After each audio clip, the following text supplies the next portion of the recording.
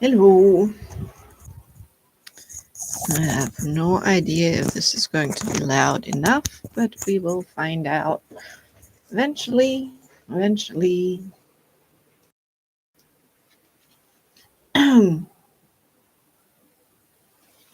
So, I wanted to reflect on these crab paintings I've done in the last couple of weeks. I actually started them in January and then I took a break drawing insects for a while.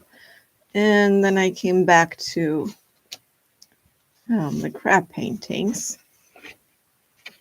playing around with gouache, with opaque watercolor. There's some that I still haven't finished.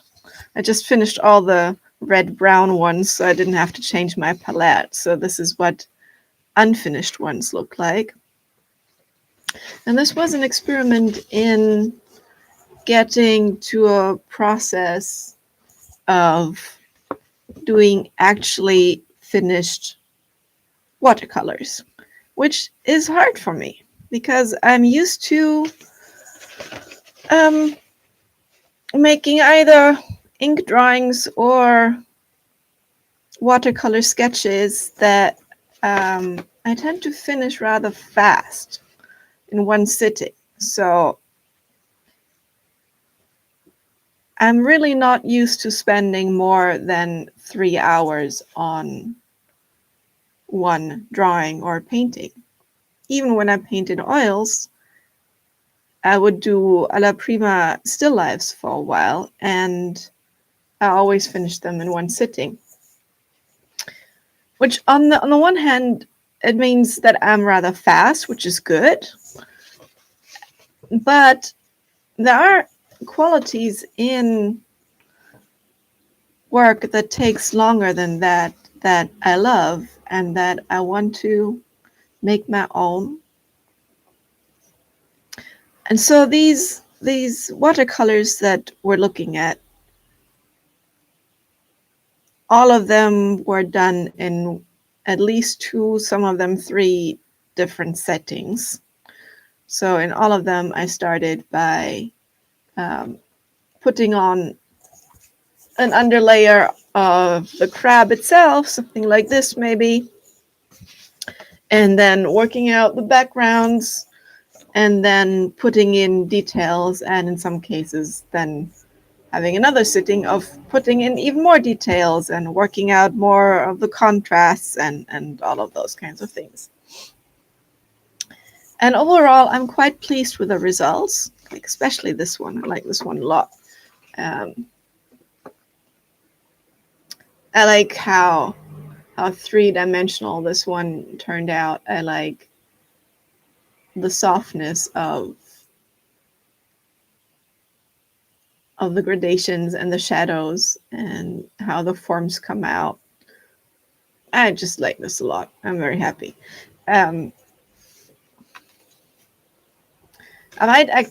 There's actually still another layer missing on this. There's more detail still to be added. Texture on the claws especially. Texture on everything. This section is so nice. Like the brush strokes are so nice in this one. I like can't make it come out in the light, but yes, I'm happy with that one.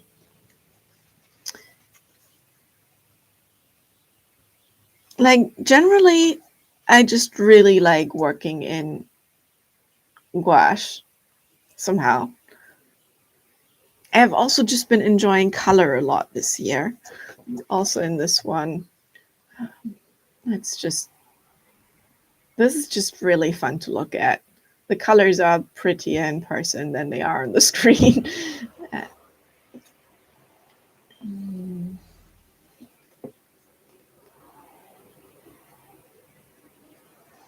There are a lot of pleasing shapes here. There are a lot of interesting color combinations, pleasing gradations, most of which I do not feel like I came up with, but they were there in the reference photos that I worked with.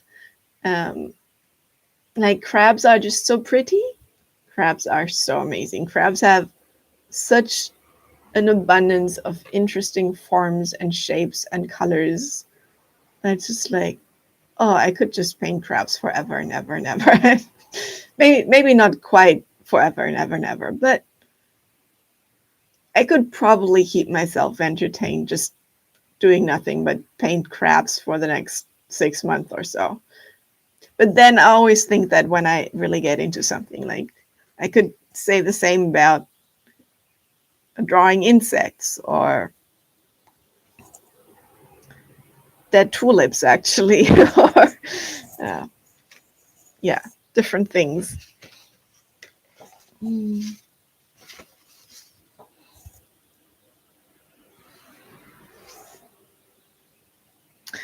So, after having done these, what worked, what didn't work? Now, looking at them in aggregate, I think the size was a good one to get started, but it's not necessarily the size that I want to stay at. There is a trade-off in fussiness of brushstrokes. It makes it easy to like handle these. It makes the paint easier to manage, but it also makes it hard to actually describe form in the smaller details, like in this one, where like in this area, it's really hard to read what exactly is going on. It's very flat. It gets kind of fussy. Like even in this one that works much better, I think. The brushstrokes themselves are not nearly as beautiful as I want them to be. So I think future, and where's my drawing board now that I need it? I don't know where my drawing board is, but I can also work without it. So what do I want to do differently? Work bigger.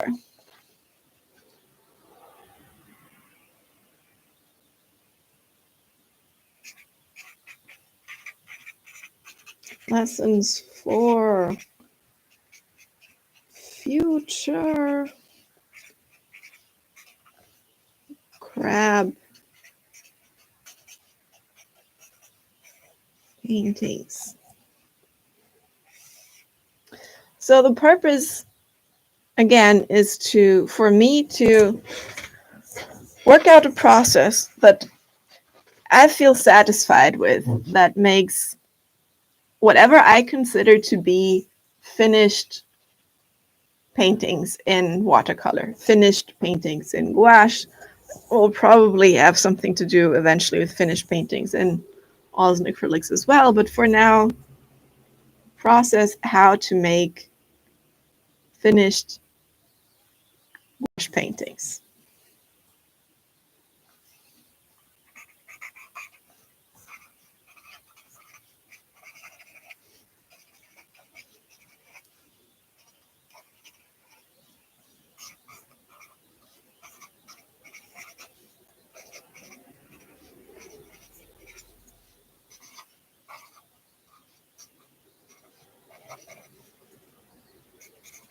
That satisfies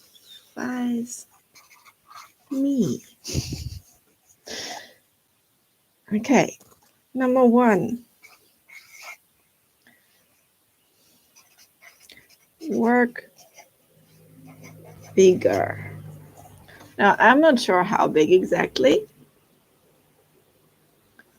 Might be that I just go up to A3. I mean, these are a little bit over A5 size, so I could also try A4, but A4 feels like a bit of a cowardly compromise. So let's maybe try A3, work bigger. A3. And maybe try some that are even bigger than that, or at least one at some point.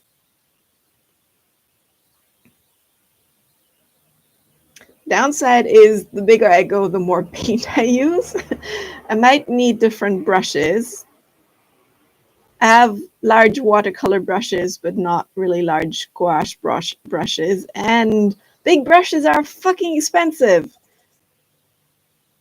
Okay, so maybe I'll need like cheap synthetic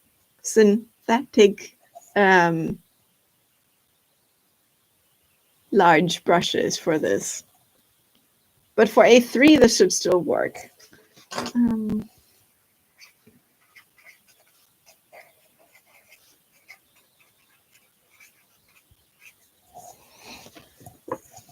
What else?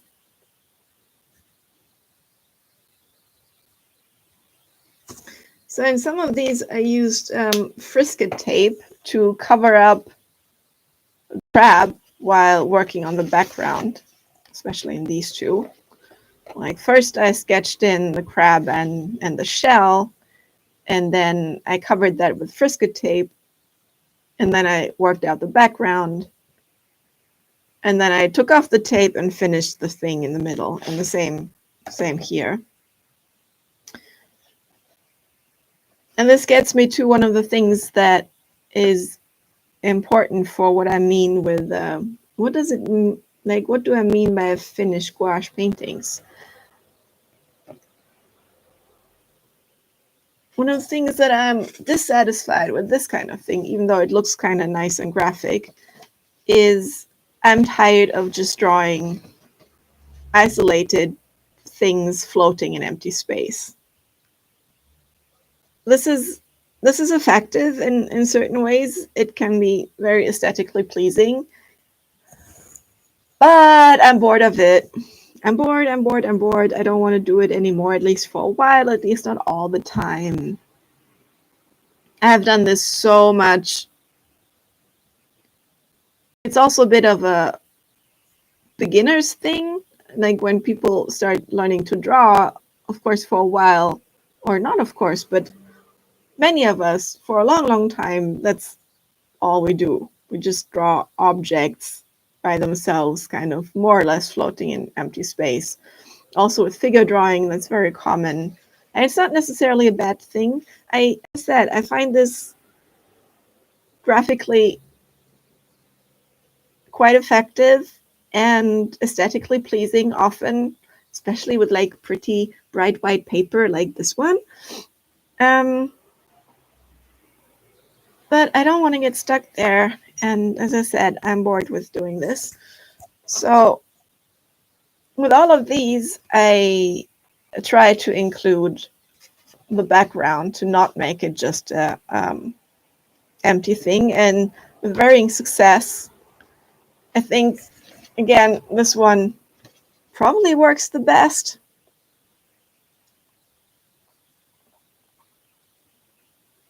It's not super detailed or anything, obviously. It's not at the same level of importance or attention as the crab. Certainly not at the same level of detail. But it works kind of in unison with a crab. It makes for a pleasing filling of the whole space. It relates to the crab. Like the red of the crab with the reddish brown here, and the gray in the crab legs here with the gray there, kind of ties it together much more nicely than if it was just if I had just left it white. Now, as far as backgrounds go, this one is probably the most effective or the most successful of the whole batch. It's also the painting that I like the least. Mostly because I think I've really messed up the crab itself.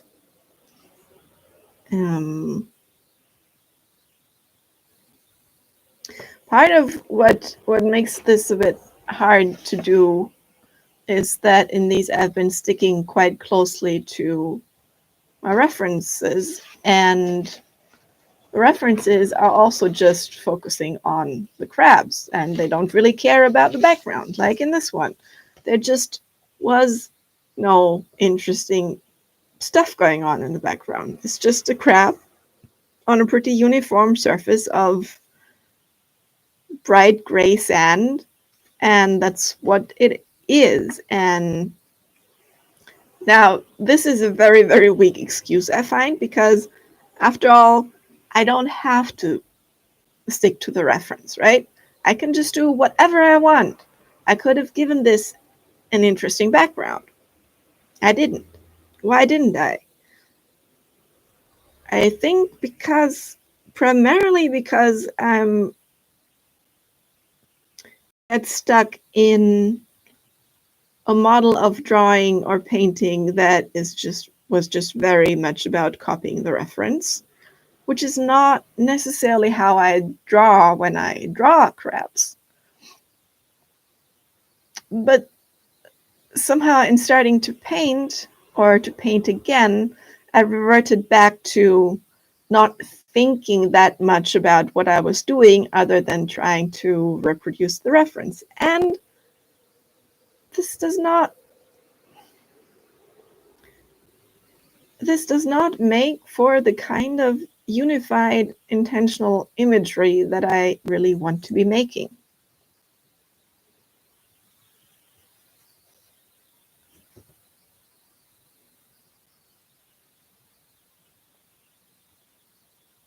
I mean, reproducing what I see, is fun. Like the crabs, they're so pretty.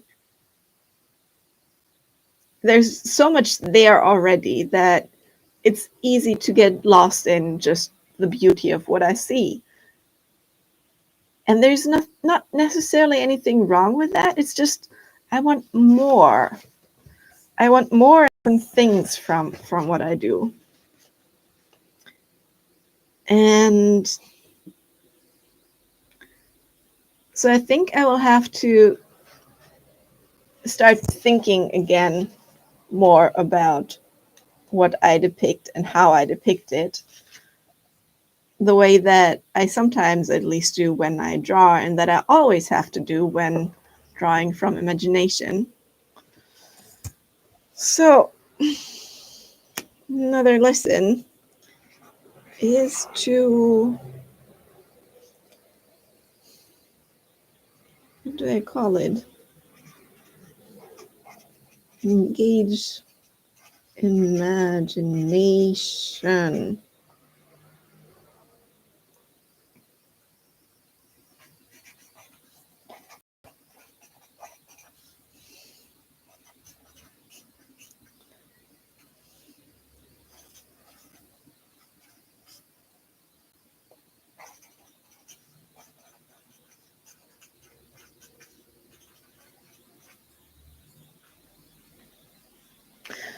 So what do I mean by design and construct more? That would be easier to explain if I had prepared more drawings to show you today, but I haven't.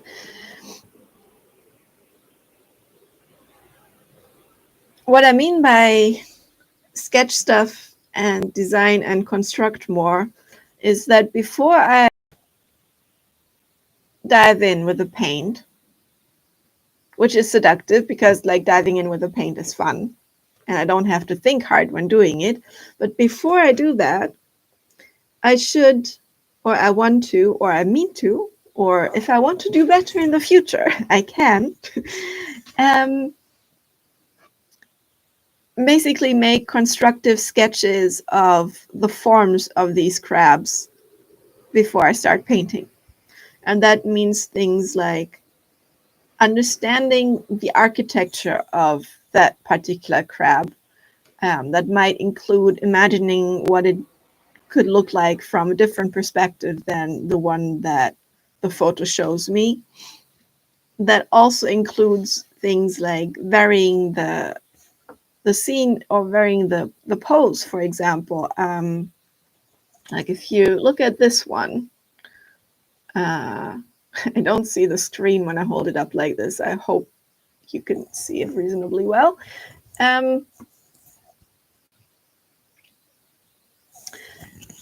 In this one, like, this is quite pretty as an abstract pattern, but it really does not read three-dimensional at all. It reads flat. It's really hard to tell what is in front and what is in the back, where one arm starts and the other ends, is which part is part of the crab's mouth and which part is part of the hands or claws. Like here in the legs, like which part, like which leg is in front and which leg is behind, what exactly is going on here. These kinds of things would be much easier for me to show convincingly if I had taken the time to make a couple of studies, a couple of sketches of this crab, focusing on its structure before I started painting. And possibly, like, if I had done that, I could also have rearranged the legs a little bit to make it clearer where, like, to read, to possibly to play with the outline a bit, to basically design this crab and not just reproduce it.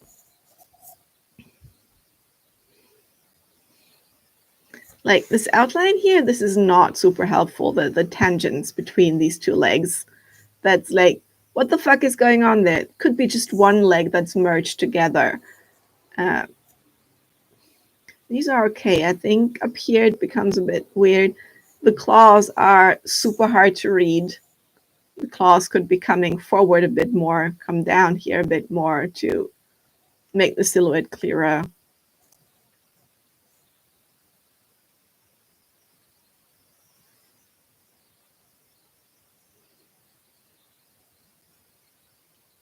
I'm a bit annoyed by this because I've been drawing so much in the last 2 years that I'm much more eager to paint than to draw at the moment. And now it seems like I have to draw even more just to paint better. And I'd rather just paint more in order to paint better. And I do think that would be another possible method of getting better at doing this, which is just to do a lot more. Like if I did, like if I were to do,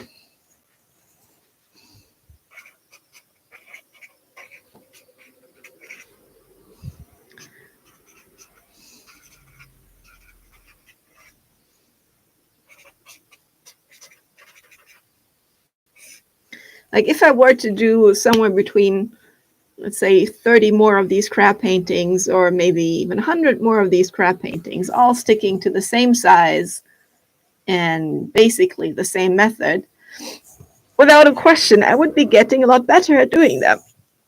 Maybe I would even get better at designing them without having to draw so much more, just from having thought about designing them, just by paying attention to it.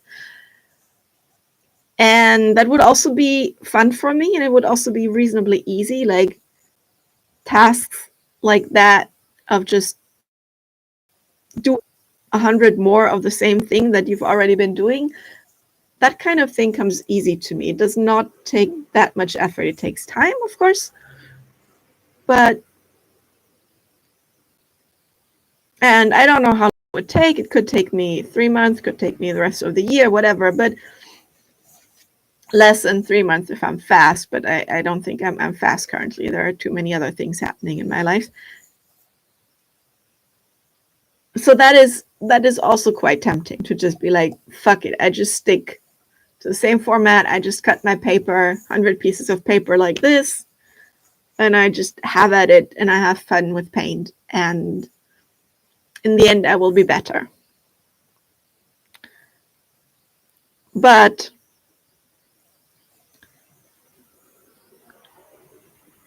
knowing myself, I also think it's not actually the most effective way to get as good as I want to be at these.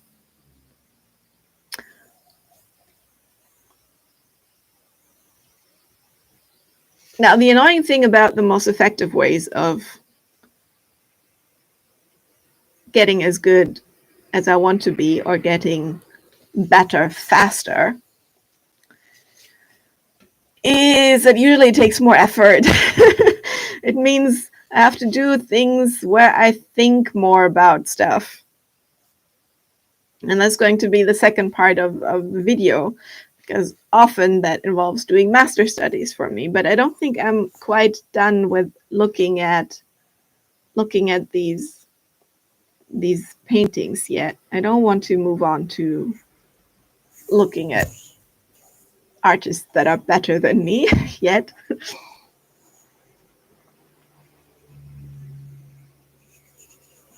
So, where am I with these? I think I've talked about this one enough. Obviously, I like it a lot.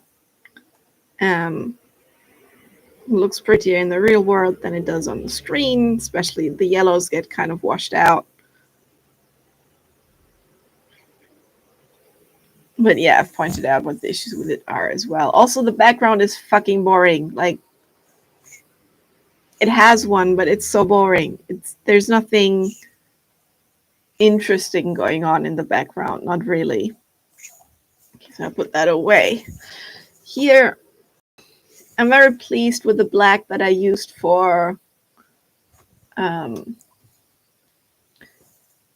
the black ink that I used for the black instead of black gouache, because the black ink is so much blacker, so much darker than the black gouache ever gets.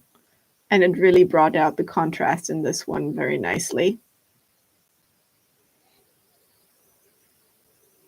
I think it suffers from some of the same defects as the other one does, namely that it's not clearly constructed, not the forms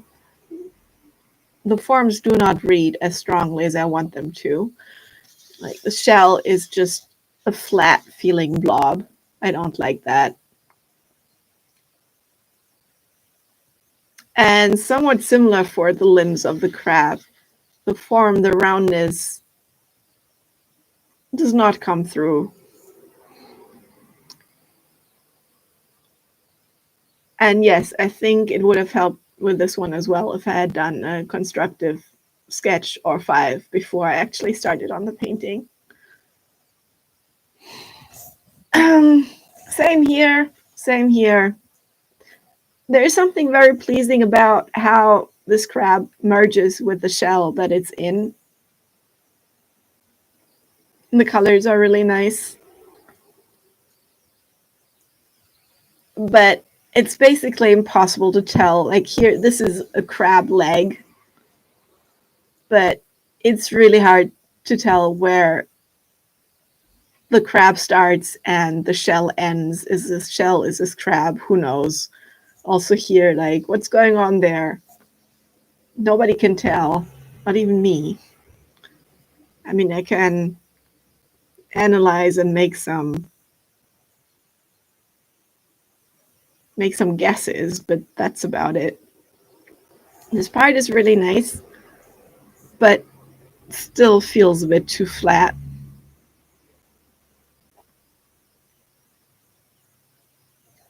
And one of the things that would really have helped here, as well as with some of the others, is if I had broken the silhouette.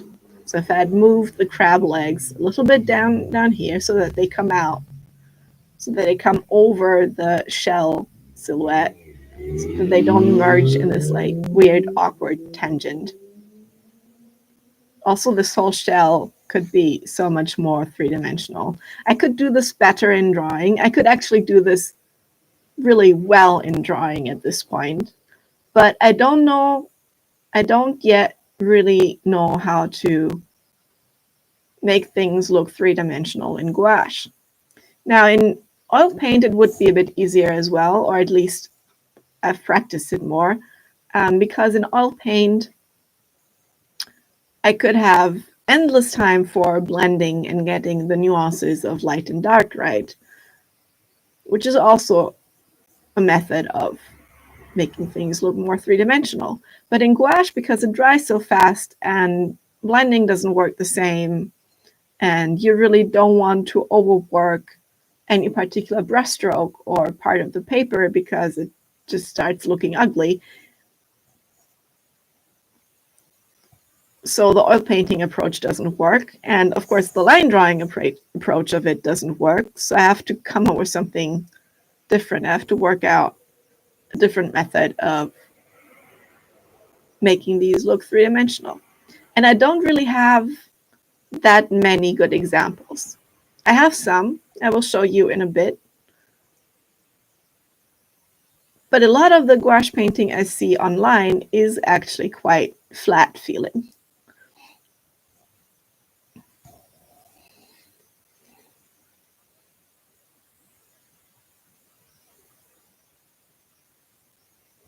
Yes. I'm actually quite pleased with the shadow pattern on the background here. This is a nice little thing. The legs are a bit overworked sometimes.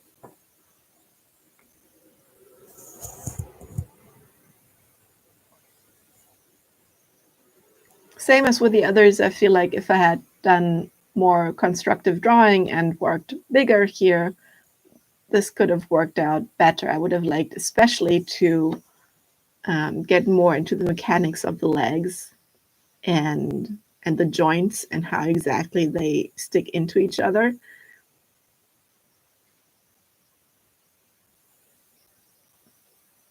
Basically make it look more Möbius-y or Giger-esque. I think there's quite a bit more potential here, to be honest. It's nice for what it is, but again, if I did this bigger with a bit more preparation and effort and thought,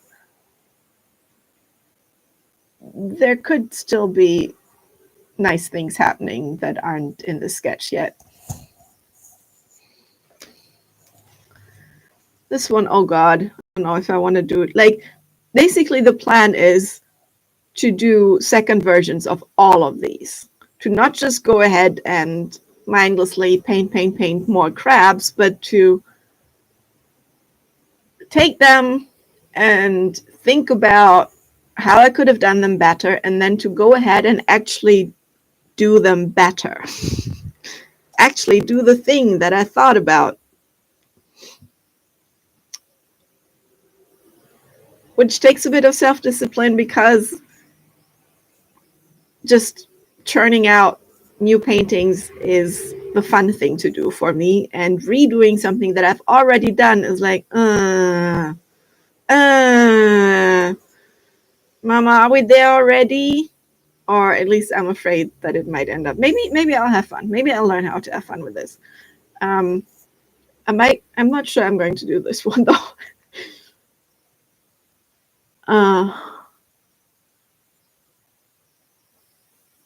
Like, one of the problems with this one is that the color in here got kind of dead. The original is much more saturated, much more glowy, and I don't know how I could do that justice with gouache. Like, if I did it as a big oil painting, maybe, but here too the shell could be more three-dimensional if I did the construction thing. Here too the crab itself reads badly. I think of all the crabs, it actually reads worst. It's the flattest. It's the most confusing to look at. It's just really hard to tell what's going on there. This part is nice though, the blue and purple inside of the shell. So I could definitely do a better job on the shell. I'm not sure if I can understand the crab enough to do a truly better job on the crab.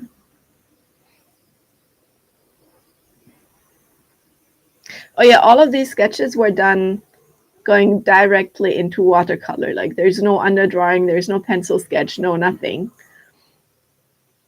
And that too is a way how to keep it interesting for myself. It's fun. It's risky, which makes it more fun. It means I really have to pay attention to what I'm doing. It makes it way more absorbing than working with an underdrawing has usually been for me so far. But maybe I have to get into underdrawings.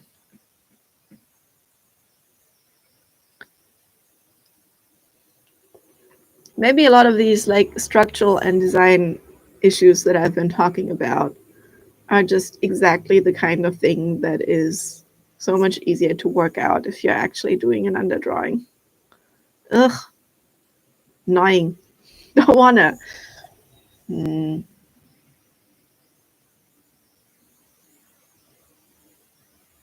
Yeah, I'm not sure if I'm going to do this one again. Maybe I just don't wanna.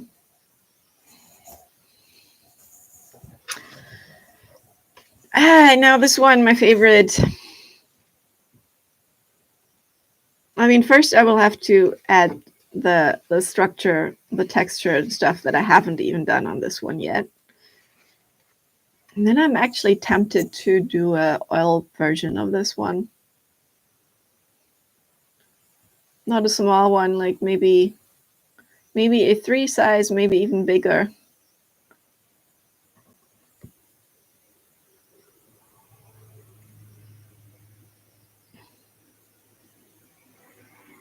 The silhouettes here work better than in the others. Like the legs are clearly differentiated. The claws are pretty clearly, they read clearly. It's obvious what is in front and what is behind.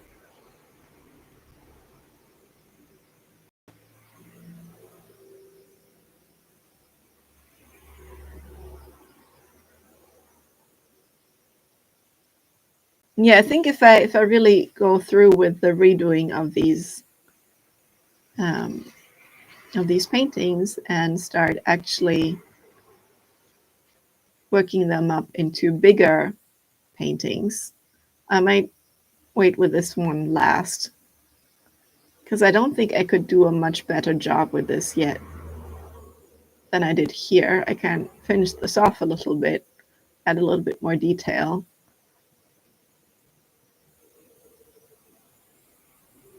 But I think I'll need the experience of redoing the others and doing a bunch more sketches maybe in general before I will be good enough and see enough that I can actually improve on this.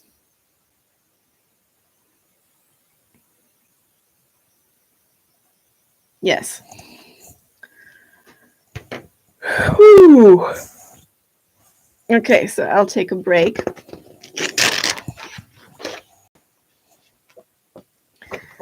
I'll take a 10-minute break, I think.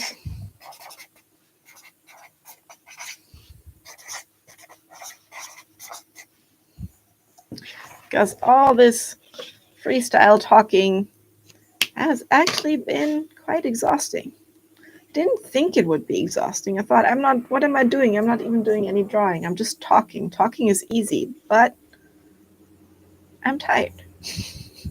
Okay, be back in at around 10 to 5.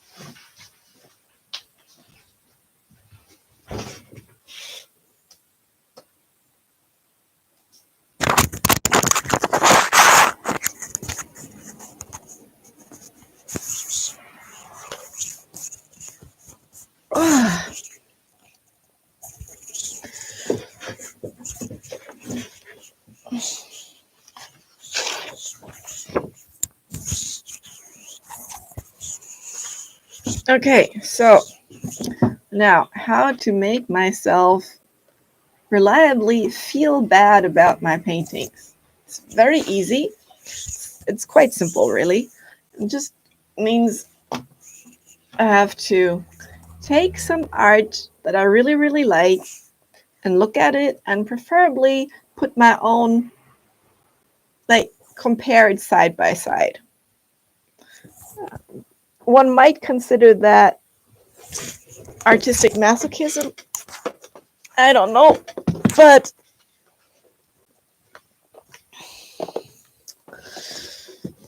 anyway, we'll just do that now.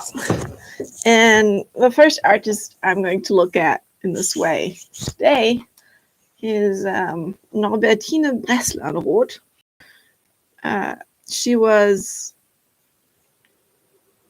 a painter at mostly the first 2/3 of the last century. She lived in Austria, lived and worked in Austria. She was racist as fuck, and I really, really do not like her depictions of people for that very reason. Possibly a Nazi, but nobody's really sure about that. But I really admire her animal paintings. Maybe I'll be strong enough to just walk away from them. But for now, let's have some of her animal paintings here. I want to focus on this one in particular. Now, her work, ooh, something changed. Now I'm hearing myself when before I didn't. I'm not sure if this is good. This is actually quite irritating. Okay, now I've muted myself to myself. I hope that I still get my voice recorded here. Hello, do you still hear me? Yes, I think you should still hear me. Okay, so Norbertine Breslanroth, she did these amazing paintings of animals, mostly oil paintings. There's not much of her oil paintings online, sadly. It's really only this book that I got from the library. If you look for her, you will likely find a lot of her lino cuts and maybe some of her drawings.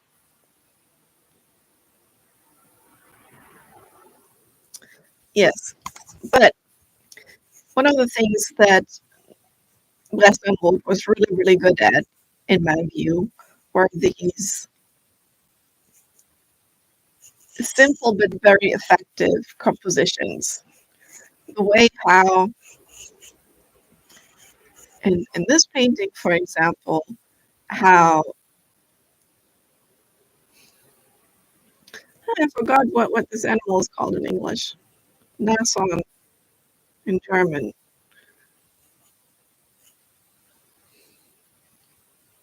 Anyway, how this animal relates to the background, the birds in the background, but also just frogs, the plant stuff here, the way how it is both clear and very three-dimensional, and also related to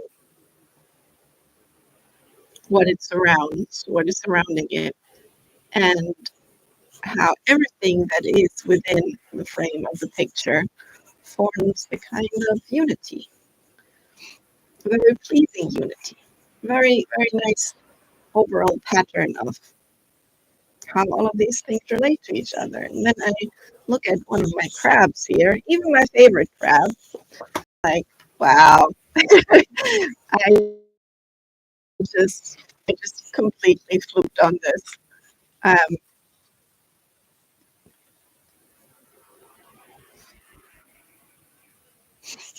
Now, one of the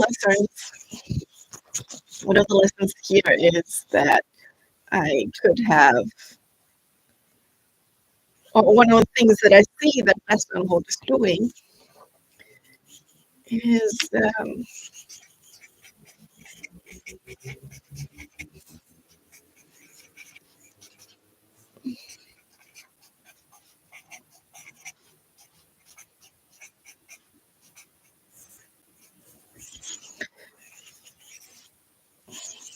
so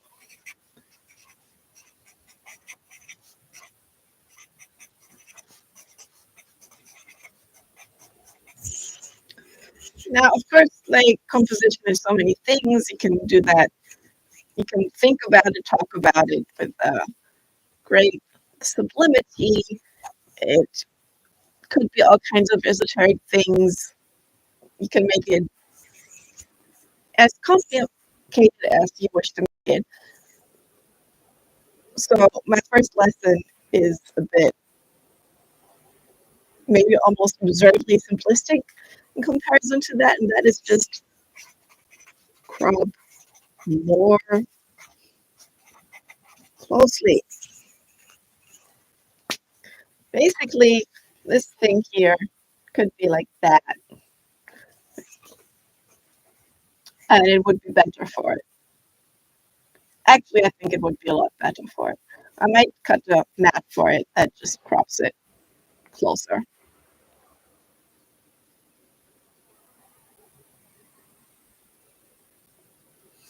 I think this probably applies to some of the others as well. Like this one could also just be like that, right?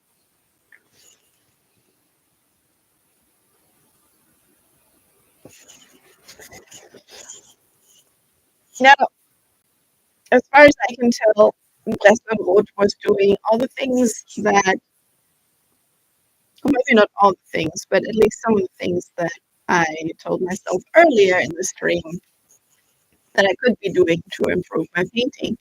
And one of them is that she was not actually working directly from references. She did a lot of sketches of animals in person. She went to a lot of zoos. She went to a lot of, like, primarily zoos, but, and she has just like this huge stash of sketches of animals done from life. As far as I can tell, she was not working from photographs much at all. And all of these finished paintings and also our lino cuts are not one-to-one reproductions of any of her sketches, but they are intentionally composed. So it's not necessarily that she saw a rhino, rhinoceros, yes, the rhino, um, in this pose somewhere in a zoo. Certainly not with the frogs and the birds in the background like this. Um, it was that she studied rhinos until she could uh, draw them probably in any way, any pose she liked. And then she thought about what kind of image she wants to make,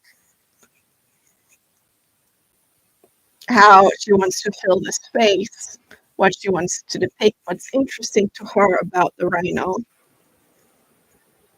And then she made the painting based on a compositional sketch that she worked out before. And somewhere, like, there are places in this book where you can see the sketches, this color sketch she made of a composition and how she transferred it to the canvas and such.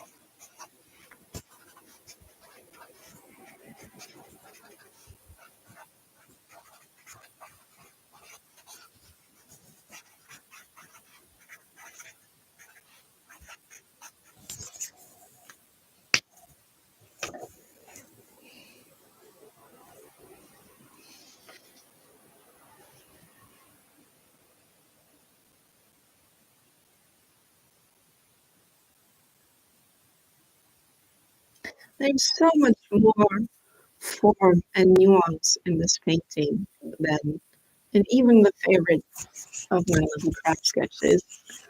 Um,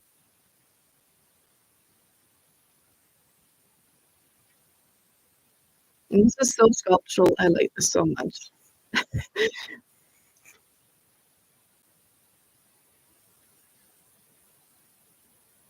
I don't think I will be able to match the backgrounds anytime soon. There's so much knowledge and detail in them that I'm just like, where would I even start doing that? Maybe I just have to practice backgrounds for a while. I mean, one of the things that is tempting me is to do a lot of environment studies.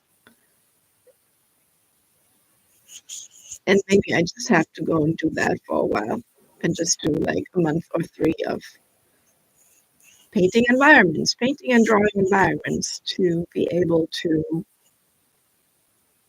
be more flexible and intentional about my backgrounds.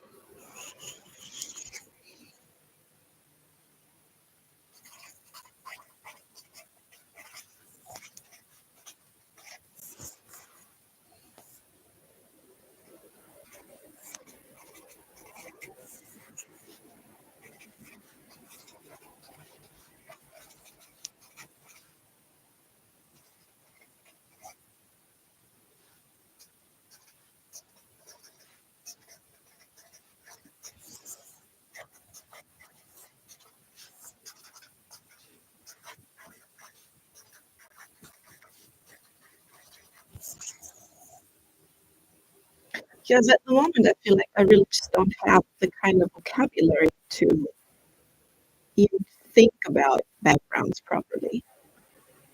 Like all these things that she puts in there, she has to know them, right? She has done them before. All the stuff here, all the stuff here.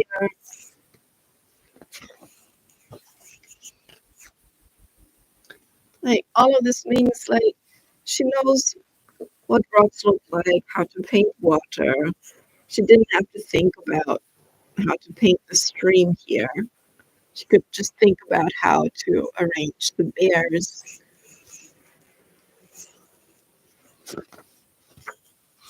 Yeah, I don't want to look at her depictions of people. They're just too fucking racist. Um,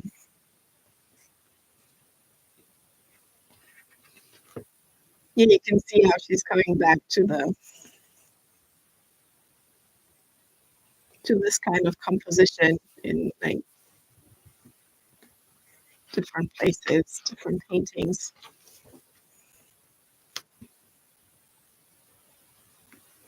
Oh, and of course, all of the stuff that I thought like sucked about my my silhouettes earlier,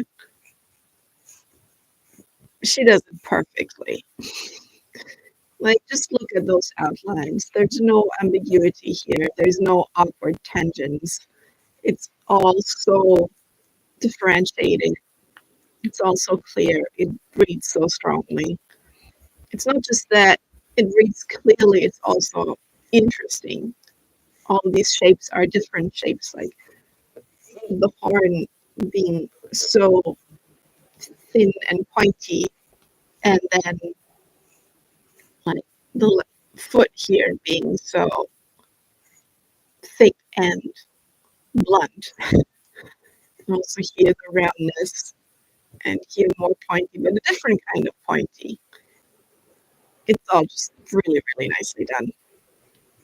Yes, so that was Novatine. Uh, then something else to look at. This you can find on the internet. Um, this is the background from Pinocchio, the original version. And I find this so stunningly beautiful. I can't even. It's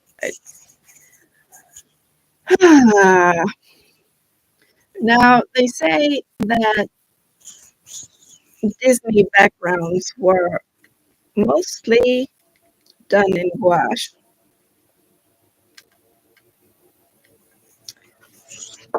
And who am I to dispute that? Who am I to try to get this on camera nicely? Um,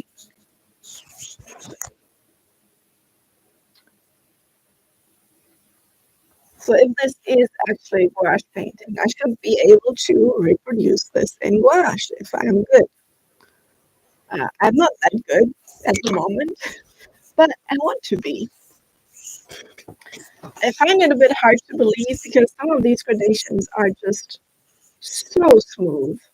Like that background, like how would that even, how I, at this point, I don't even know how I would start with that. And how would you do this, like this feather and make the background be uniform behind the feather, but at the same time make the feather not, okay, maybe masking fluid would work for that.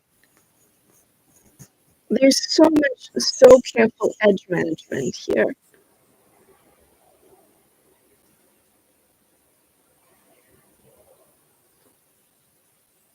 Like all this blending, like that disappearing edge back here, the smoothness, the slow fade of the edges here.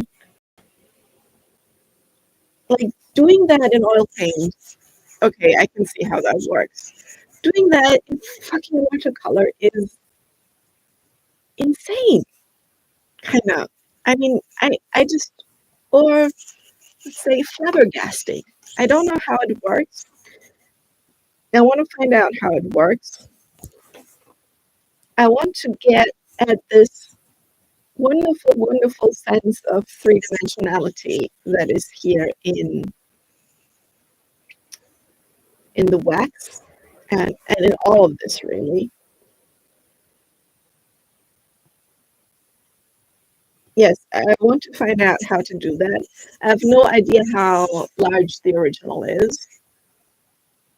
Definitely larger than it's printed here in this book. I might start by trying to do this in A3 kind of size, which is about 4 times as large as the print in this book. Again, to make myself feel bad, I can put my own work next to it.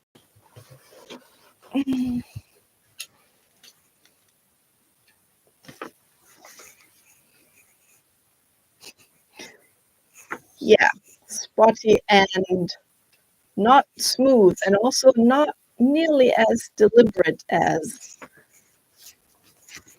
I mean, of course not, because that was a really important background for Pinocchio, but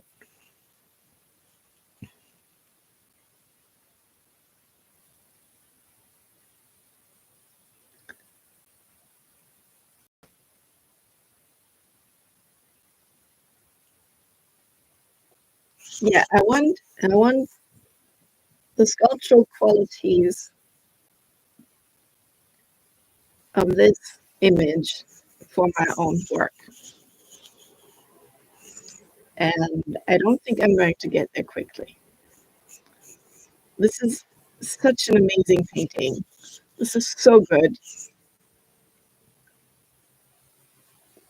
I will probably have to copy this more than once to get anywhere near as close to this as I want to be. And I might have to do individual studies of stuff like just getting a background gradation that is as smooth as this, not even any of the objects, just the background of how the light falls on this wall. I'm like, what the fuck? How did they do that? I do not know.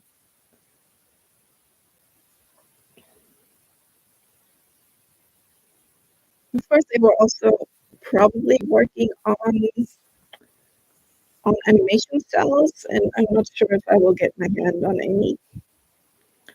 There's not a lot of information here in the book about medium size anything, just says, Disney's background painters achieved a magical realism through the use of delicate lighting and an unprecedented richness in detail.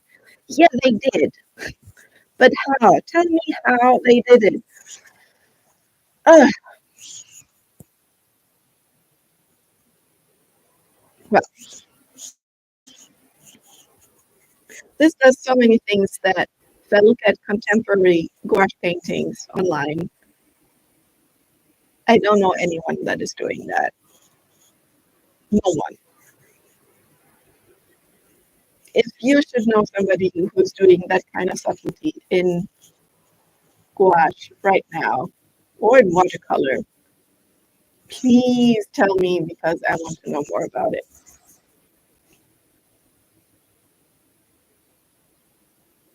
Okay, I think there's no specific lesson that I can write down from this yet, other than yeah, copy this and figure out how the fuck they were doing that, and just try again and again until you get somewhere at least close-ish, maybe if you're lucky. um, yeah, so that was Disney, Pinocchio. Um, and then I'm coming to my last touchstone.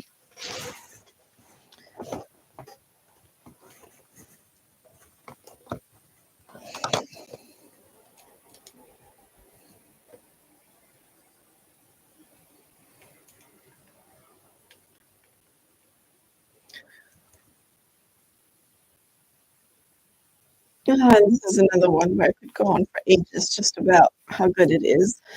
Um, this is Möbius. This is a very nice book from Möbius' kind of experimental phase when he was already very good, but still working out, just being very experimental in general with like media and approaches of drawing and all kinds of stuff. There's so many nice things in here, but they look very, very different. Great variety of styles. A lot of things in here that I would like to do copies of at some point. But for the craft paintings, this one is the most relevant because I don't want the craft paintings to be line based. I want them to be painterly paintings and not just colored in drawings. So again, favorite, maybe secondary favorite. Again, here I don't know how big the original is. Judging by how fucking detailed it is, I think it was probably or is probably quite large. Might even be more of an A2 than an A3 kind of size.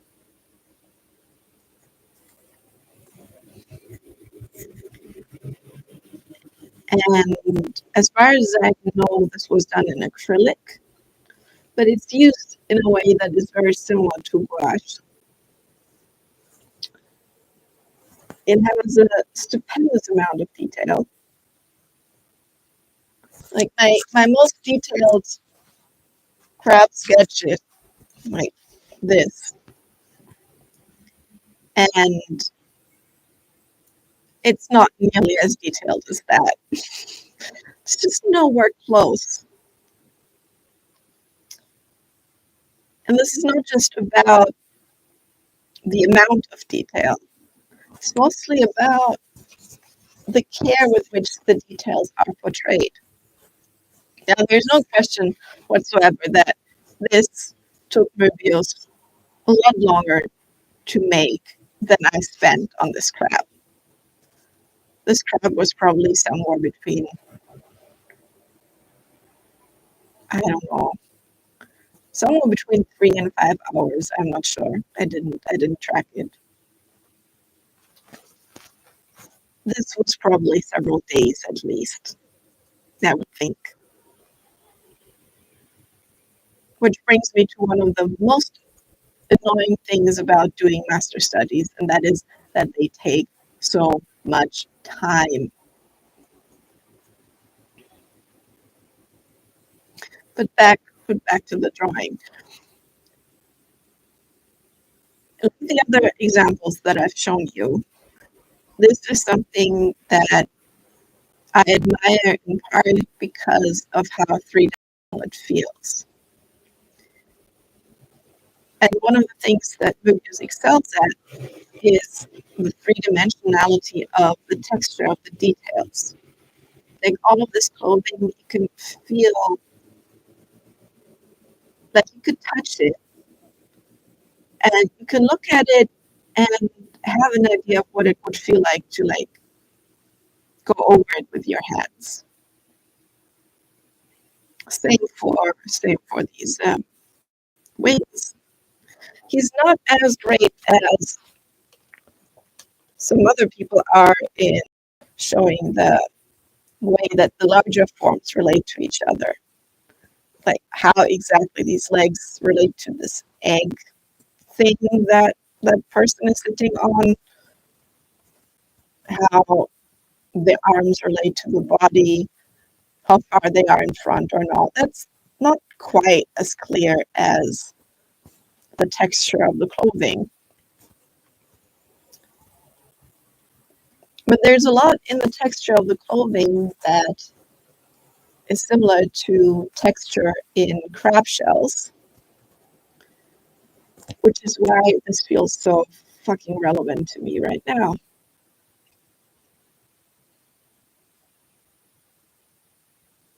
And one of the things that makes this so good and so three-dimensional is that each little piece in here is kind of completely shaded. Like each little piece in here has a light side and a shadow side and a highlight and an occlusion shadow, often a core shadow as well. Like not sometimes also the like reflected light. Like here you see like the blue is the reflected light, and here you have the highlights, and here shadow, and it's like each of these elements of texture of clothing has been thought of and understood as a three-dimensional object and lighted accordingly.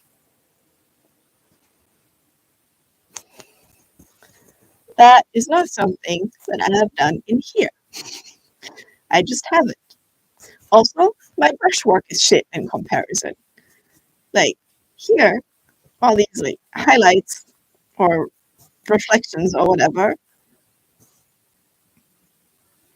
that is just so flimsy,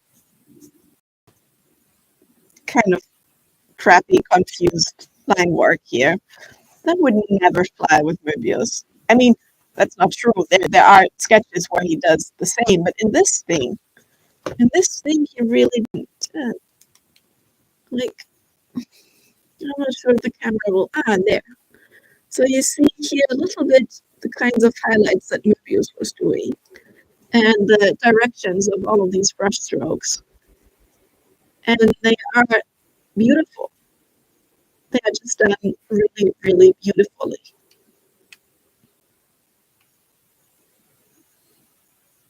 In fact, maybe I will just do a copy of the head with that helmet on and leave it at that, because if I were to do a study of this whole page, it would probably take me at least a week.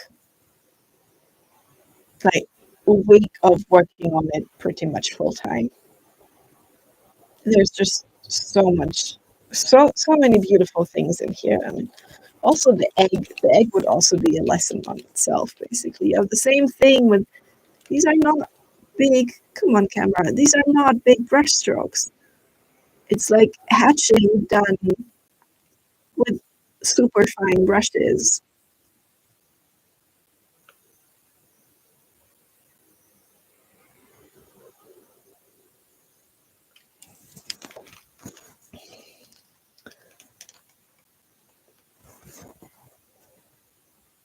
Obviously, this is imagination work, so I don't think that he has done this from like any kind of reference whatsoever. So this is all constructed, which also means he could do with the lighting whatever he wanted to do, which is a plus.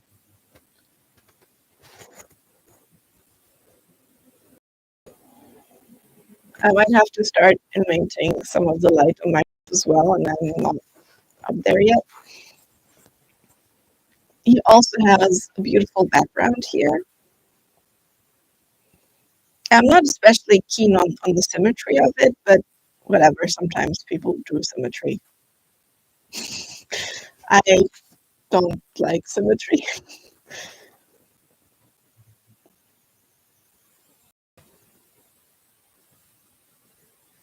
Yeah, I think this is another one where I cannot really write down much in terms of lessons from it. I just have to do a study. I have to do a study of at least the head. Maybe I just make a drawing of the whole thing and then start coloring in the head. A3 or A2, and see how far I get before my patience leaves me. Just work my way down from here to there, and then I'll probably get stuck somewhere around here and be like, fuck it, I hate this painting. I never want to look at it again. Leave me alone. And then I can put it away. But I should at least get started. I want to at least make the head and the helmet. Because everything that I talked about in terms of how each element has its own complete lighting and the light side and the dark side and the reflected light and the core shadow and the highlights and all of that. It's all in here already.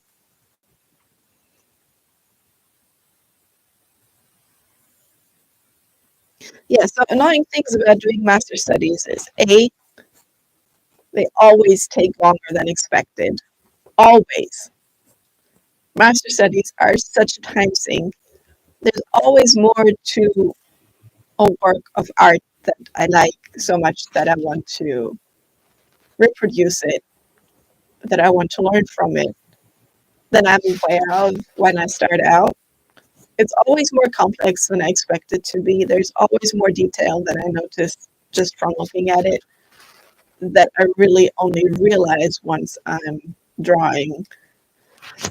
Like, oh, I'm a bit reluctant to get started because it will, like, no matter how much time I allot to this, it will probably take longer than I expected to. And the other thing is that I think there's something about just reproducing somebody else's work that just makes it less dopamine generous than making my own drawings. Like if I paint a crab like this, if I paint a crab from either from reference or from imagination, it's always kind of exciting. I'm always like, how is this going to turn out? What is it going to look like once I'm done? And that's interesting and keeps me engaged, and it's interesting at every step of the way. How is this brushstroke going to look like? Now, if I do a master study, I already know what it's going to look like if I succeed. It's already there. All the problems have already been solved. I'm not really doing anything new. I'm not, it feels like I'm not actually, it's almost as if I'm not actually painting or drawing at all. I'm just copying, right? And the limit of how good it can be has already been set because it's here. And that is a bit of a downer. So that makes doing master studies, I find, inherently a bit harder to do, makes them take more effort, for me at least, than just turning out new sketches. But I've also come to learn that doing master studies is literally the most effective way for me to get better. I never learned so much so fast as when I do master studies. It's better even than feedback from any of the art teachers I've ever had. It's really like for me, it's really just the best way to learn. After, like, once I've had a certain amount of, let's say, decent accuracy in just copying things, once I had that down, if it's about style or technique or design or any of those things, doing master studies is just the best.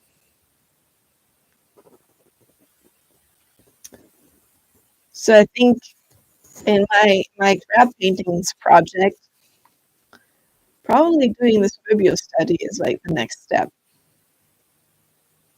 Doing a study of this, how far I can get before I start hating it too much, and then maybe redoing this or that, one of those,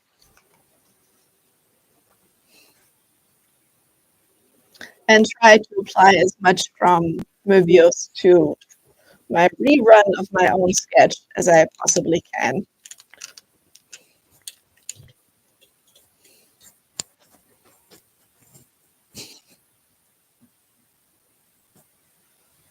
Work bigger, construct more, possibly invent a light source. Try to make up something more interesting in the background. Crop it more closely.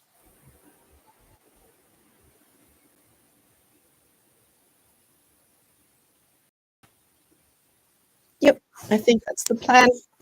That's what I shall be doing. If I have the energy to actually follow through. That's what I will be doing if I have the energy to do what I know is best for me to do, or rather, what I know to be the most effective way to learn to make better crab paintings. We'll see.